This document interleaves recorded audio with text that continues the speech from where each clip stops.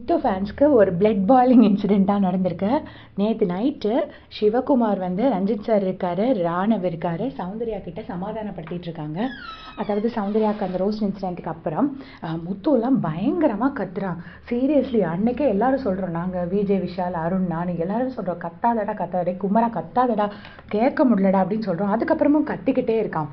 இதே நான் அந்த ராயன் இடத்துல இருந்து நான் சொன்னேன், தீபகண்ணன் கிட்ட சொன்னேன். யார் சொல்கிறாரு? சிவகுமார் சொல்கிறாரு. நான் தீபகண்ணன் கிட்ட சொன்னேன், நான் ராயன் இடத்துல இருந்திருந்தேன்னா பாய மூடு அப்படின்னு சொல்லியிருப்பேன், இனிமேல் கத்தாது அப்படின்னு சொல்லியிருப்பேன்.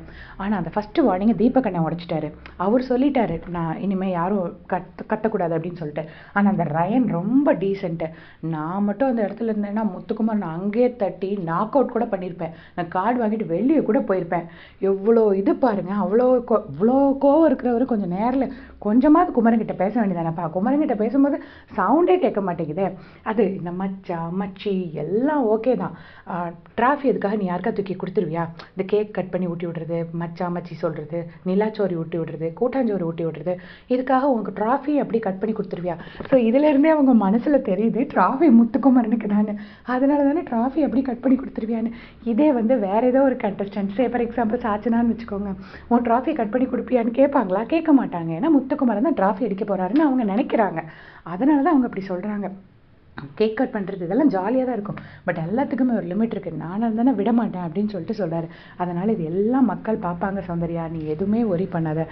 கண்டிப்பாக டேபிள்ஸ் டேர்ன் ஆகும். அதாவது இவரை திட்டினதுனால முத்துக்குமரனோட டேபிளே அப்படியே டேர்ன் ஆகிடுமா. அவன் என்னப்பா பண்ண, அவன் ஆல்ரெடி ஹார்ஷாக பேசலன்னு எல்லாரும் பேசிகிட்டு இருக்காங்க. பட் என்னை பொறுத்தளவில் ஒருத்தர் மனசையும் புண்படுத்தாமல், இப்போ என்னதான் டாஸ்காக இருந்தாலும் ஒரு அளவுக்கு தான் ஒரு சில பேருக்கு மனசை புண்படுத்துறது வரும். ஸோ அடுத்தவங்க மனசையும் புண்படுத்தாமல் அதே நேரம் ஹாஷாக பச்சையாக சொல்லிட்டாரு முத்துக்குமரன். ஜஸ்ட் தட் அவர் சில பேட் வேர்ட்ஸ் மட்டும் தான் யூஸ் பண்ணல. ஸோ அவர் எல்லாமே கரெக்டாக தான் சொல்லியிருக்காரு. ஸோ இதுக்கு இவர் நாக் அவுட் பண்ணியிருப்பாரா முத்துக்குமரனா? எவ்வளோதான் நினப்பு தான் பொழப்ப கெடுக்கும்னு சொல்லுவாங்க. அது ரொம்ப கரெக்டாக இருக்குது சிவகுமாருக்கு. நீங்கள் என்ன நினைக்கிறீங்கன்னு மறக்காமல் கமெண்ட்ஸில் சொல்லிடுங்க. தேங்க்ஸ் ஃபார் வாட்சிங்.